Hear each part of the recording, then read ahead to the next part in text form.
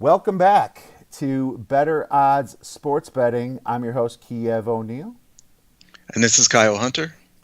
and we have a great show for you today. It's getting cold outside in most places except for the West where I'm at, so feel for some people there, but otherwise, football's here and a lot of craziness going on, Kyle. And I got to tell you, I can see it in your face, man. I can see how nervous you are for your Buckeyes playing Rutgers this week, man. I need you to calm down a little bit. What's going on? Yeah, I mean it's a big game. I'm certainly very nervous about that one.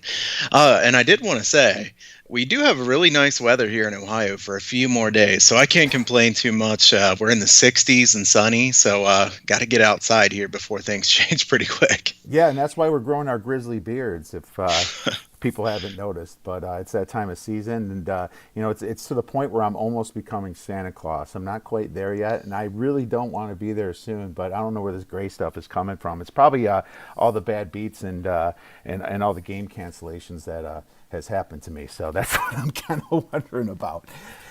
You know, what's funny, there is a lot of COVID cancelizations in college, and actually the pros are starting to get it. Like a Packer just got it from last night, from the game from last night to today. You wonder if he passed it to anybody. It makes me really skeptical about the Super Bowl actually happening in February, or it could be the end of February. But I think after the bye weeks are passed, they might have to postpone some of that stuff, Kyle.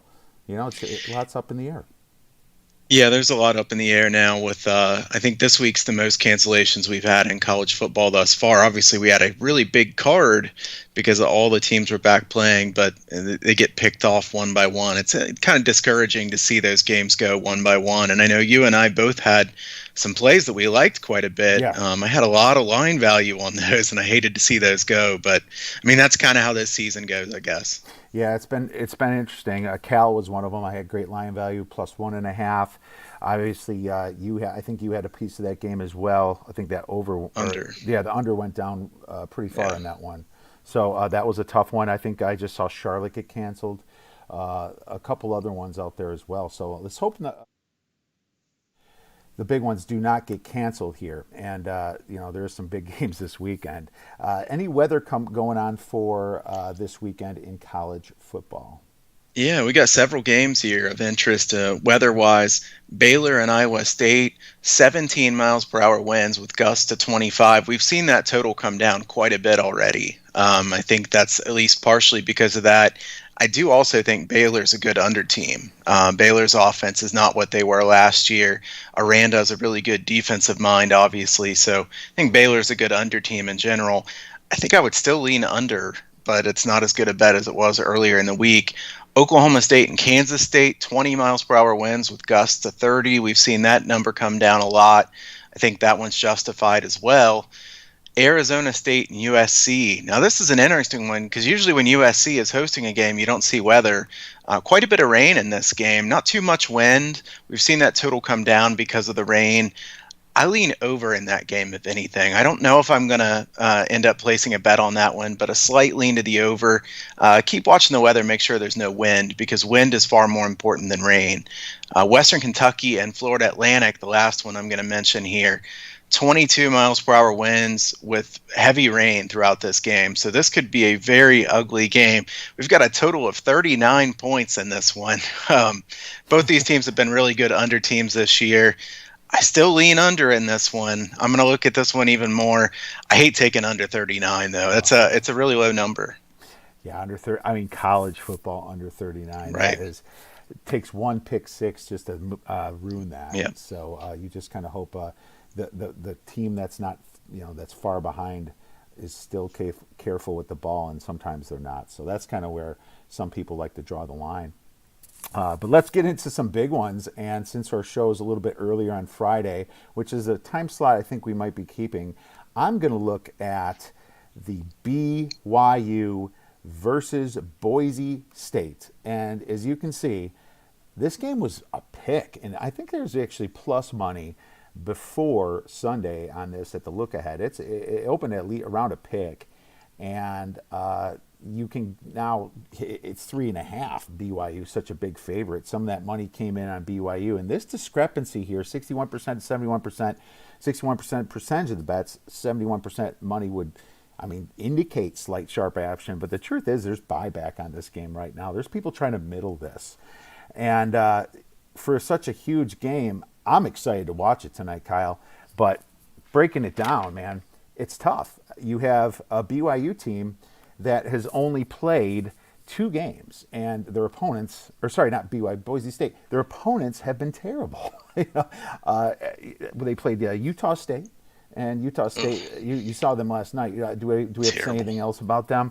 Right. You saw Boise State play Air Force. Air Force actually was able to put some yards up against them, but kind of some interesting play happened in that game, some turnovers, and the yardage difference wasn't even that huge towards the end of it. But Boise State pretty much could run all over them. They did it with a backup quarterback.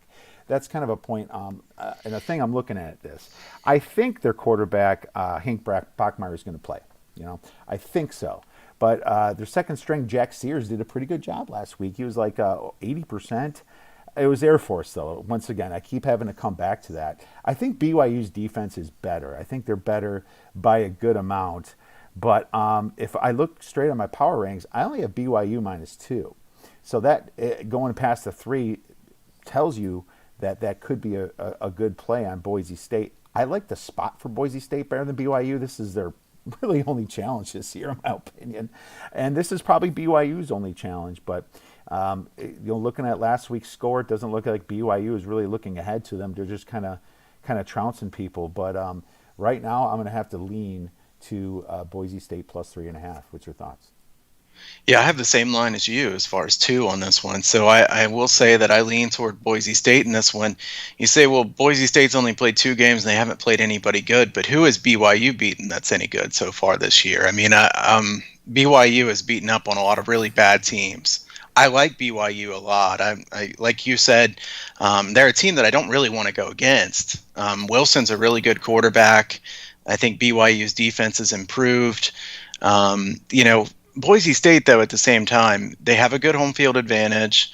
Obviously, it's a little bit less when you don't get to pack the stands with fans. At the same time, we don't know who's going to be quarterback, but I don't know that the drop-off is that big. Jack Sears last week played very well, and he was at USC before, transferred over to be the backup. Bachmeier, I read in some reports that he has been practicing, so it would make me think he would probably play in this game. If he's practiced some, I don't know why he wouldn't play. Having said that, even if he doesn't play, I don't think that means that Boise's out of this game by any means, because Sears is pretty good. As far as Boise's defense, I don't know that we've found out much about them yet. Like you said, Utah State, terrible offensively. They're a bad team in general. Gary Anderson, not a good coach at all. This is a Boise State team that did give up a lot of yards against Air Force last week. Boise State did gain almost 10 yards per play on offense last week, so their offense has not been a problem at all. I lean to the over here. I hate that this one's moved up so much. This one was 58. I feel like I should have bet over 58. I didn't, so I'm out on this one. But I'm going to lean to the over in this one. I think this could be a high-scoring, close game. Lean Boise State, lean over. Yeah, and if BYU does win this game, you can just imagine the reaction that they're going to have if they're not in the top 4. Right. It's you could say both of these teams have a chance to be in the top 4. Yeah, for sure. I mean, both of these teams, compared to schedule, it's like easier than Central Florida's was the past couple years. You look at it, and there's going to be some fighting going on because I think one of these teams finish undefeated. I think this is a game that's going to tell us that. That's why it's such a huge game here, and I do want to see one of these teams in the playoffs because it's fun. It just is, and I think you would agree with that, especially on such a strange year right now.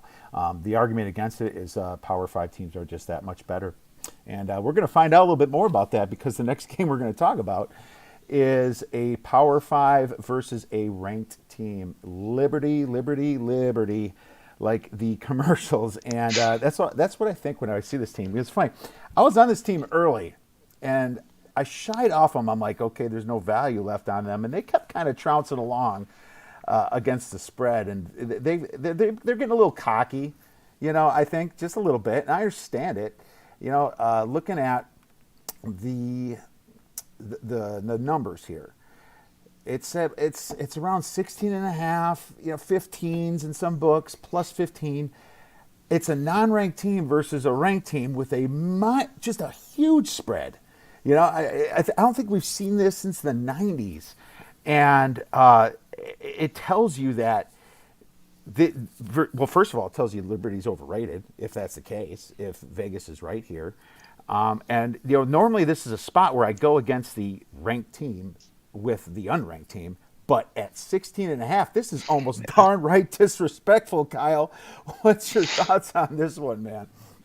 Yeah, this is a fascinating handicap here. I like games like this that are unique. I like these spots where we say, man, you almost never see that. And like you said, I almost never see that. Also, I thought it was funny you said Liberty, Liberty, Liberty, because I always say that too. And my son asked me, why do you say that? And I had to show him the commercial just so he knew I wasn't crazy.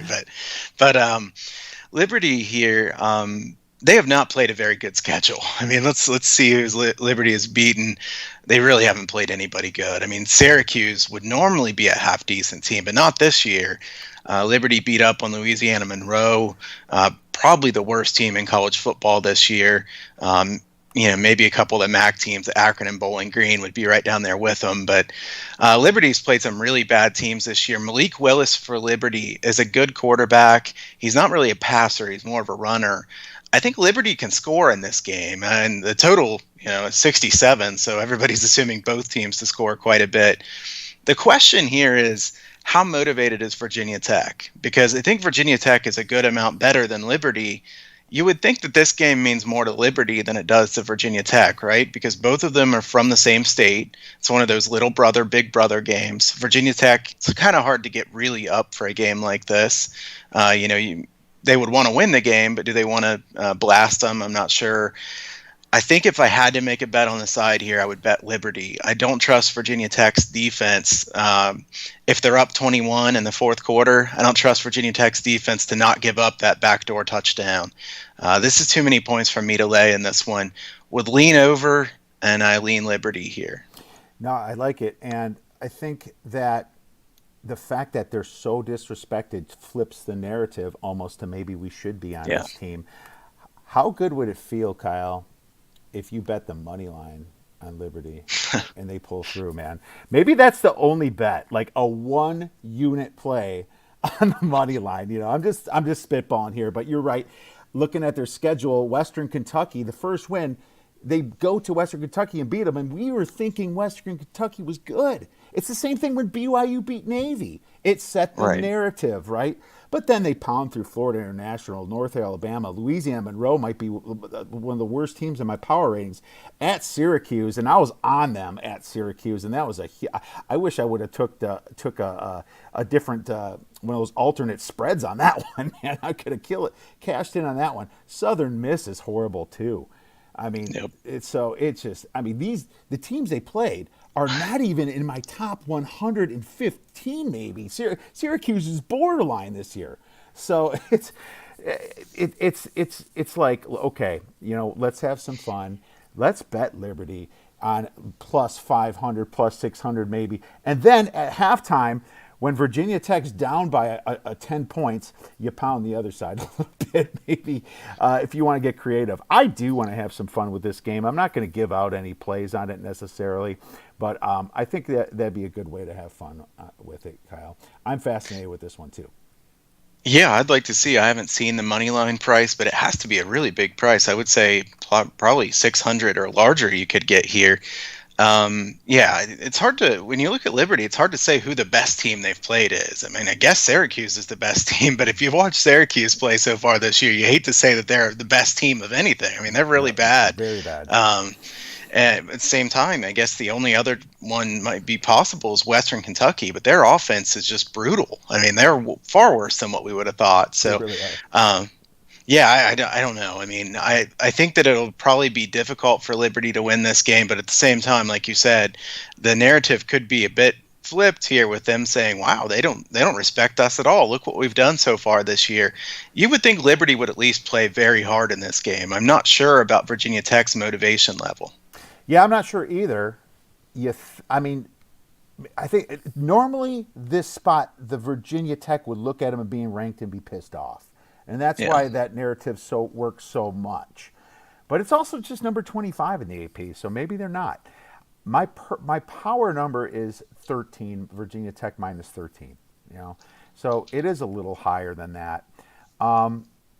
You know, there's a couple injuries on Virginia Tech on their defense. Their defensive line is banged up, and you saw Louisville put some points on them. Just some huge plays, and Louisville is not that good in my book. So, you know, maybe just a little bit on this Liberty team, maybe. One final thing is Virginia Tech does play Miami next week too, so that could be a game that they're more up for than a game like this. Oh my goodness, yeah, that's very true too. I didn't even write that down, but I did notice it early in the week. That's a look ahead spot right there. Holy cow! All right, well, hopefully, keep it together, guys. Don't get too excited about Liberty here, but I think it'd be fun. It'd be worth losing a little money line chunk for that one. I'm not even going to make that my most likely dog to cover. So just just remember that. Let's move on to possibly. Well, I think this is the biggest game of the weekend. I know Georgia, Florida is amazing, and we pounded that one. But you have a top 3 team in Clemson here, and Georgia and Florida is more in the top 10, top 8, right? So Clemson going to Notre Dame. The spread's been around plus 5.5 for a while now. I'm going to look to see where it is now. 6.5 in a book, 5.5. The money's really even, in my opinion, 58 and 63. That doesn't tell you anything. I don't know where this opening line of 2.5 was. I guess maybe it did open like that on Sunday and I missed it, but I would have jumped on Clemson if I saw 2.5. I guarantee you there, but I didn't see it. Their quarterback, they have a new quarterback at Clemson, obviously, because that Trevor Lawrence is out. DJ Uiagalelei is his name. I think I might have said that right. I don't say it too often. It's kind of one of those Tunga Viola things you got to get used to in a way. And Uiagalelei, I think. He is actually a 5-star recruit, and he played pretty well in the second half against Boston College. You saw that scare, okay? Notre Dame hasn't really played anybody that good on their schedule. I mean, look at it. And you can't use stats for this game just because Trevor Lawrence is out, and you can't factor that in just because it's too big. You have a discrepancy in schedule a little bit. It's not like Clemson beat anybody, but they did handle Miami, and people were high on Miami. At least they have that on their shoulders. Virginia, but I just don't know where people are going to gauge Trevor Lawrence. And I'll tell you right now, I downgraded Clemson 6 points for Trevor compared to DJ over there. So I don't know if that's right, Kyle. What are your thoughts about that downgrade on the power ratings? Oh yeah, I'm just gonna call him DJ as well because I'm not exactly sure how to pronounce his last name. But I moved him down 5 points. So he was so highly recruited that he was considered the best dual threat quarterback in the country. I hate to downgrade him more than 5 points. At the same time, I don't blame you because Trevor Lawrence is that good. I mean, he's clearly the best quarterback in the country. This is a Clemson team that.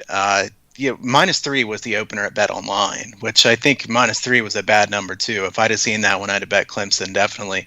I don't think Notre Dame has really proven anything yet. Notre Dame is not very good on offense. I still think Book is a bit overrated as a quarterback. I think he plays pretty well against not very good teams and hasn't really been very good against really good defenses. This is a big test for him against Venable's defense. So, I don't trust Notre Dame's offense. I think Notre Dame's defense is good. So I leaned under. I see this one just got hit here as we're recording this from 51 down to 50.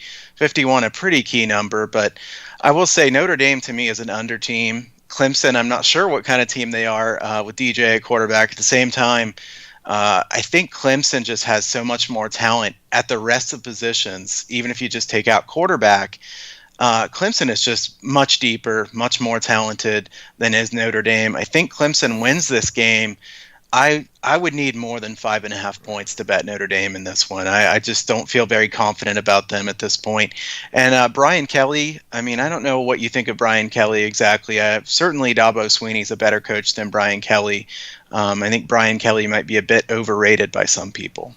He's went up in my books over the past 3 or 4 years, but I used to look at him as almost like a Clay Helton back in like 2015, 2016. So I will say that there's still a big coaching disadvantage for Notre Dame with Dabo Sweeney over there. He just figures it out.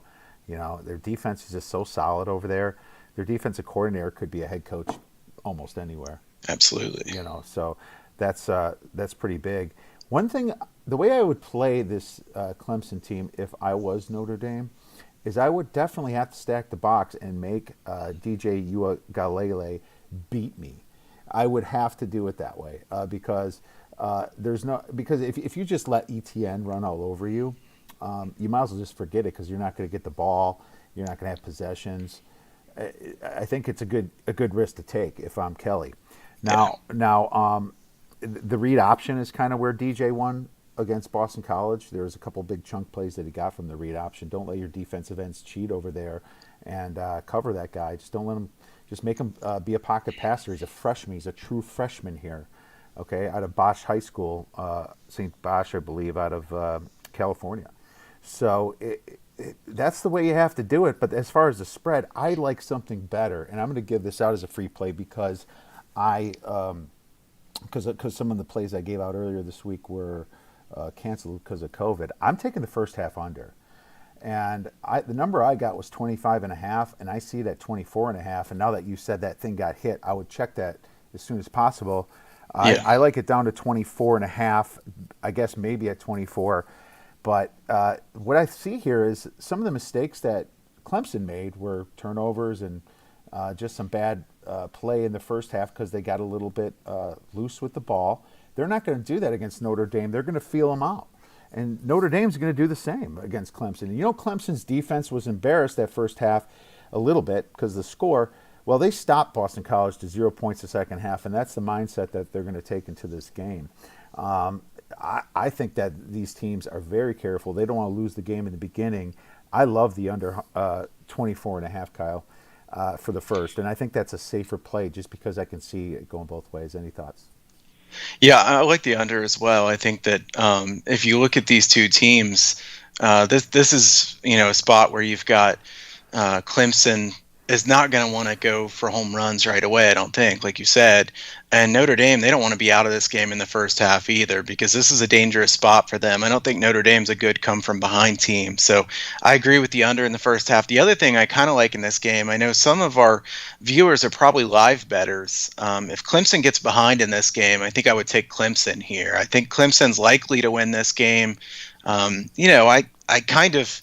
as a fan, I kind of would like to see Clemson lose a game at some point. So maybe I'm kind of rooting for Notre Dame in a way. But at the same point, if I'm trying to make money, I think that Clemson's probably going to win this game. I think if they get down or if you get a good second half line on Clemson, I think that could be a good look as well.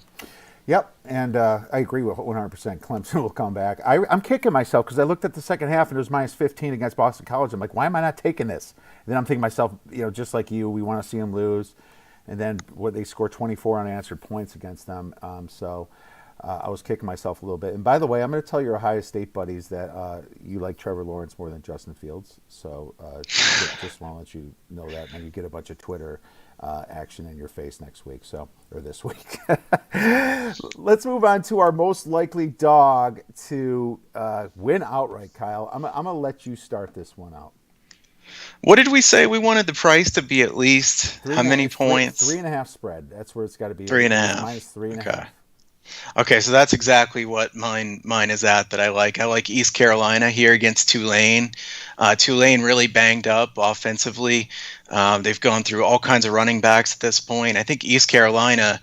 Look, I mean, I hate to bring up East Carolina to you because I know what happened last week. I'm sorry. You just had to do that.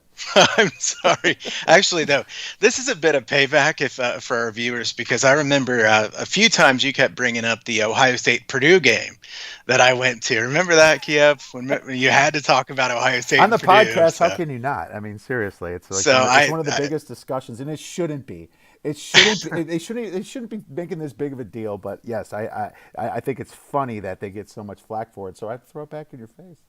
Right, right. So I had to get you back a little bit. But no, I will say East Carolina got absolutely robbed at the end of that game. Just brutal. I remember I didn't see the end of that game live. So I started watching the end of the game back. And I knew people on my Twitter timeline were saying, what a terrible call.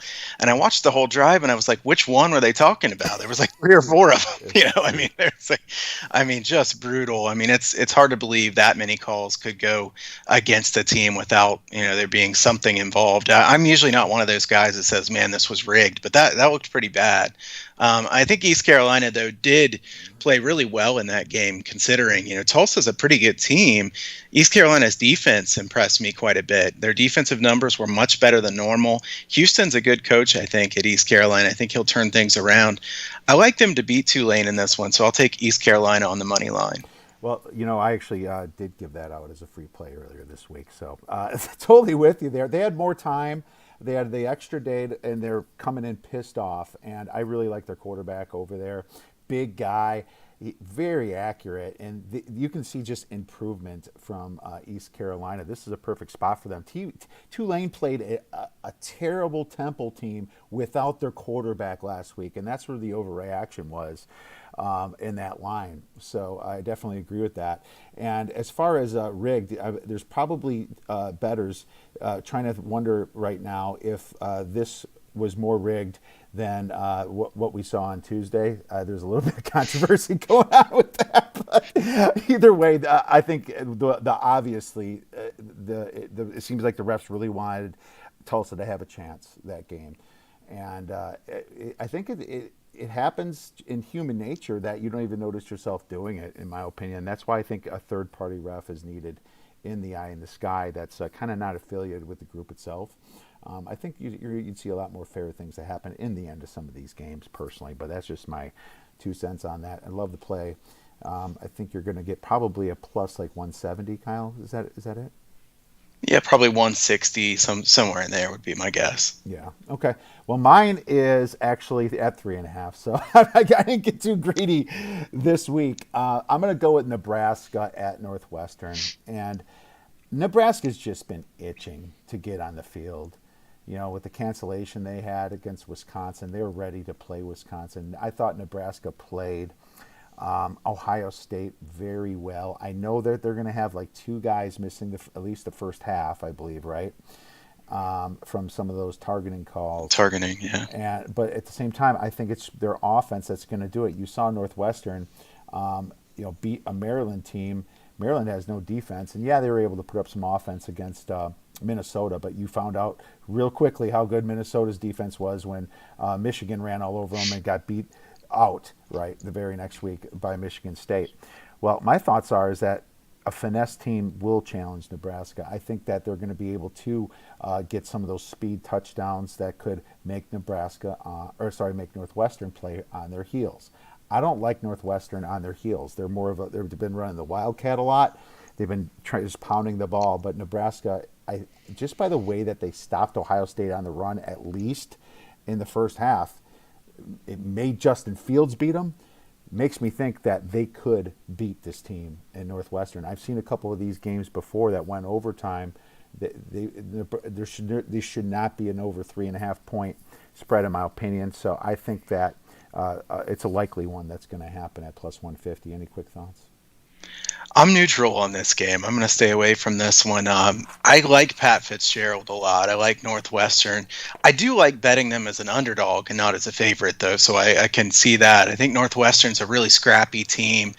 We don't know what their offense is yet because, like you said, they put up a bunch of yards on Maryland. They really didn't move the ball much at all against Iowa in that game. So I don't know what Northwestern's offense is, so I can see your point. This is a game that I'd rather just stay away from. All right, fair enough. And I just want to throw another one in that I'm kind of looking at, just give you a little extra. West Virginia, and you can call this an overreaction how they beat Kansas State, but is there an overreaction to say that Texas got outgained by double their yards and beat Oklahoma State last week thanks to all those turnovers? I was on Texas, and I was fortunate, and I was on the over, which almost didn't happen if they didn't get that fourth down touchdown. It was a fourth down touchdown. It probably blew a lot of people's minds. I think you might have even been on that under, Kyle. But I was fortunate to get it. It was trending over, and then State's defense that wasn't really there the first half started showing up. I think Texas is overrated, and I hate Texas as a favorite. And I can't remember what the trend is because I didn't look at it recently, but they are not a good favorite team with Tom Herman. And I think West Virginia is a live one here. Yeah, I like this one too. This probably would have been my second choice, so I like West Virginia here. Texas, very fraudulent win last week, 3.8 yards per play. So honestly, I think the under probably should have won in that game. And that's not me just having sour grapes. That's one of those where Oklahoma State should have won the game clearly. And I think that it probably should have gone under somewhere. It was under 59 I had. I think that was a pretty good number when you have one team at 3.8 yards per play. So Texas's offense is not very good at all. They scored defensively. They scored a kick return touchdown in that game. You're not going to do that every game. And West Virginia has a really good defense. Yeah, they do. And West Virginia is up and coming here. Love what they're doing out there. I remember last year how I faded their win total, and it pushed. We and you talked about that preseason last year, and I think you liked it as well. And they pushed at 5. Can't remember if I was fortunate enough to get it early at 5.5 or not, but I just saw them improving. I'm like, they had the worst returning production last year. They're going to be better this year, is the way I looked at it. They also should have covered that Oklahoma State game that they lost as well. So, for sure. All right, well, we pounded the heck out of college, leaving us only a few minutes left for the NFL. But the thing about the NFL, there's so much crazy COVIDness going on, it's hard to get a handle. But, we're not going to talk about the Jets, Patriots. I think if there's an interesting angle is that the Jets did get more healthy, but they're still the Jets, and the Patriots got less healthy over time. And Cam Newton is, back. But we're going to skip that game. We're going to go to the Ravens against the Colts. And this thing was at plus 3.5, and then Colts money, or plus 3.5 ish. Colts money came in, and you can see that more of the bets are on the Colts, and it's because the Ravens have some serious COVID problems. If you look at their roster, 4 of their 5 top tacklers are out, and I was like, really? And so you got a Ravens team that is pissed off. They outgained the Steelers last week, but Lamar fumbled, and there's a couple other fumbles, some turnovers in there, really lost them a chance at that game. But you can see money coming on the Colts because of the COVID injuries here. So with the Ravens sometimes don't need a defense. That's the way I look at it. I'm scared to take the Colts here, Kyle, as the money's trying to tell us. I'm gonna lean to the over in this game. It's at a 48 right now. What are your thoughts? Yeah, that's my lean in this game too, is the over. I think that Baltimore should be able to score their points here. I know Indianapolis has a good defense, but they haven't played many offenses as good as the Ravens. On the other side, Baltimore's defense, like you said, very badly shorthanded in this game. I don't trust Phillip Rivers very much, and I assume you don't trust him very much either, and that's why I don't really want to take the Colts here. It would have been different if it was 3.5. Maybe I would have taken the Colts then, but at 1.5, there's no way I'm taking the Colts here. I would probably, if I had to, I'd take the Ravens here, maybe even just on the money line. But I like the total better here because I think that this is a pretty low total considering how much is off the defense for the Ravens, and this game's being played in a dome. You get a game being played in a dome at 47.5 or 48 in the NFL today. That's not very high. I mean, I think this is a pretty good looking over. I know it was 45 earlier in the week. Would have been nice if we could have gotten that, obviously, but Sure. some things have changed as far as who's playing and who's not, and that's part of the reason this line has gone up. So I agree. I like the over here. All right, fantastic. It's a like then? Is that your play? Yeah, I haven't bet this one yet, but it is on my list that I'm going to look at here later today. I probably will end up having at least a piece of action on this one. All right, sounds good. Let's get to the last game then. It's a big Monday night game between the Saints and the Buccaneers. Now, I did give this a play out on the podcast, and I'll review it at the end. It's a windy day. You have 2 rivals. You have a revenge spot almost because the Tampa Bay's at home. They did lose when they went to New Orleans. Kyle, what are your thoughts on this one? I think this one was what, 5 or 5.5 earlier in the week. Yes.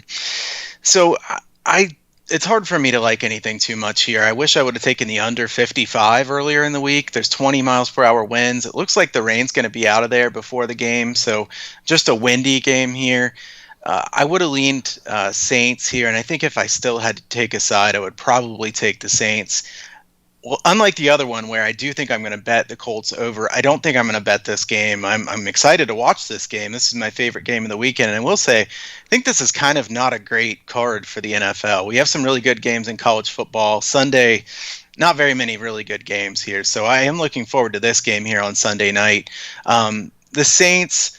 I think the Saints have a higher upside than some people realize. I mean, they've been without Thomas for a long time. Their offense is still good. I mean, I know Breeze isn't what he used to be, but he has a lot of good weapons around him, that's for sure. The Saints defense has underachieved so far this year. I think the Tampa Bay is the favorite in the NFC now, but I think the Saints are one of their main competitors.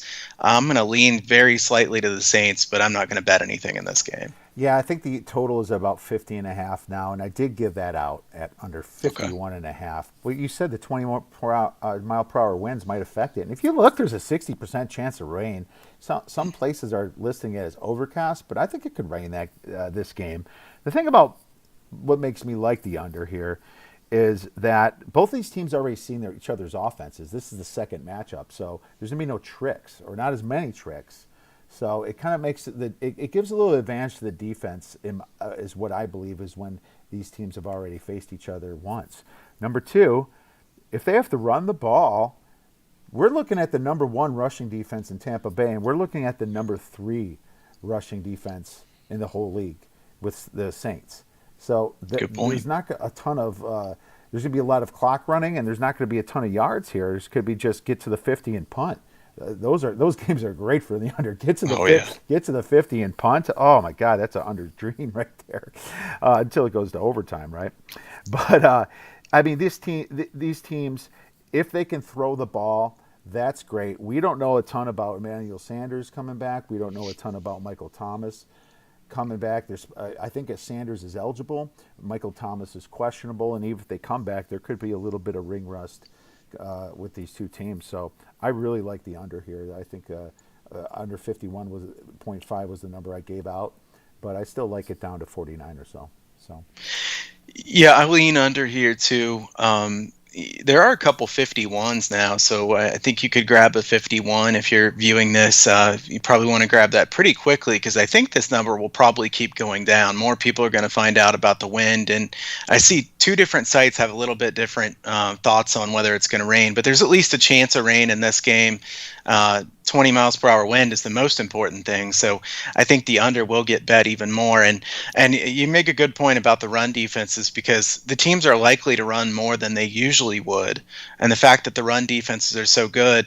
And like you said, if you get to the 50 and punt, you get 2 or 3 first downs, you get to the 50 and punt. That's perfect for an under. It's kind of funny when I watch some of the games that I have. If I bet an under, sometimes they'll go 3 and out with 3 straight passes, 3 straight incomplete passes, and I'm like, oh man. And my wife will say something like, I thought you had the under. I'm like, I know, I need him to get a couple first downs, use some time. run the It's clock, not. baby. Yeah, I mean, because even though it's not terrible to get a 3 and out, you want to see some clock running. So like you said, I think that's probably likely in this one.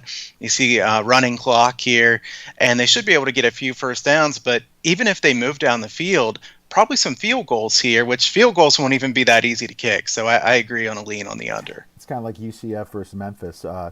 They might go through 10 possessions before there's 5 minutes in the first half. So you can see some of that.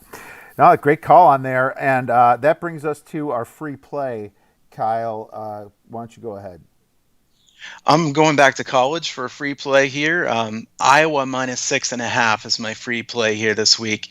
Michigan State's not a good team. That was a really bad loss for Michigan last week. And being an Ohio State guy, I don't mind bringing that up. That's for sure. So I don't know how Michigan continues to lose those games with Jim Harbaugh, and he's got to be on a really hot seat at this point. I don't think they're going to put up with that too much longer. Iowa minus 6.5. Iowa did not play well last week against Northwestern. They blow that huge lead early in the game that was kind of handed to them. I think this is a get right spot for them here against a Michigan State team that I think Michigan State is more that bottom of the barrel team like we saw in their first game than what we saw last week. I don't think Michigan State's actually a very good team, so I'll take Iowa for this week's free play. All right, that thing opened up at 7.5, and it kind of stuck around 6.5. So I think that's still available right there. Nice call. I'm gonna go. Well, it's funny. We already gave out some plays. I gave the first half under the Clemson game. Obviously, the Saints and Bucks under, and it looks like you're going to be betting the Colts over. So I'm going to make that an official play. I'm going to take the Colts over the 48 points here. Like you said, a dome. There's no weather right there. You got a Ravens team they're gonna score. I know the Colts defense is really good, but the Ravens are coming off a loss here with Harbaugh. You know that they're going to give a super effort right there, and if there's anything that we can trust about Phillip Rivers is if they're down, that he's either going to score touchdowns or throw pick sixes. Pick six. So, Yeah. so you always have that going for you too. I'm excited for this one, and I think it's going to happen. Kyle, where could our viewers check out your information this weekend? One question, real quick, about this one. I want your opinion. So the Ravens moved the ball really easily against the Steelers last week and don't score. Do we think that the Steelers have a better defense or the Colts? The Steelers have a little bit better of a defense. With Bush being out, that really is a question. It's close. Yeah. See, Darius Leonard, I really respect him from the Colts. Right. He's a fantastic middle linebacker, and he was injured a couple games, and he is back. But they also lost a few guys on their secondary to injury this year, and so they're playing with some kind of second string type guys on their secondary. I think that Lamar is going to find Marquise Brown. He's been complaining a little bit. Just being there, that's why I like it. But it's a great question. Whose defense is better? I like T.J. Watt a lot for the Steelers, and I think getting to the quarterback is a little bit better for Steelers. So I'll edge Steelers. I think the Steelers' defense is a little bit better than the Colts, too. The Steelers are better in the secondary than the Colts are, definitely. And like you said, a better pass rush. The Colts have better linebackers without Bush, but I think the Steelers' defense is a little bit better. The Ravens moved the ball a lot in that game, and that was not very ideal conditions, and then they turned it over a bunch. But I think the Ravens moved the ball a lot in this game, and like we said, it's in a dome, so I like the over a good amount. But as far as where you can find my stuff, go to huntersportspicks.com. I got a free picks newsletter over there. I'll be sending out a play later tonight for that. I believe I'm on a 99 and 65 run on the free picks, or 99-66, something like that. So don't quote me, but it's one of those two. It's a really good run. It's over 60%. We're going to send out a free play for Saturday later tonight, and I'll send you a NFL teaser for Sunday on Saturday night. So a couple free plays coming on that. Also, I'm going to run a special here for viewers, $99 for a week of my plays if you mention the Better Odds Sports Betting Show. So let me know if you're looking for a week of plays for $99 at Kyle Hunter Picks on Twitter, or Kyle@huntersportspicks.com is my email. Fantastic, Kyle. We at the Odds Breakers also have a free subscriber role. So if you don't want to be a subscriber paid yet, that's fine. Instead of just the free picks that we give out, there's a special area where I'll give out a pick, maybe one a week or so. It's $49 and $29 since May of 2019. Nice. All the plays are there, and they're all tracked. You can go through it one by one if you like, but we give one out sometimes just for people that just want, times are tough, or you just don't want, you're not a big bettor. Maybe you're not ready to make an investment, so give it a shot and go ahead and register for free. We're always happy to have you. So that's our show. Sorry we went a little long, everyone. We're at the 43-minute mark right now, but thank you so much for subscribing. If you could share it, or if you could obviously let us know of any games you would want to break down in the future, we'd love to hear from you. Best of luck, guys.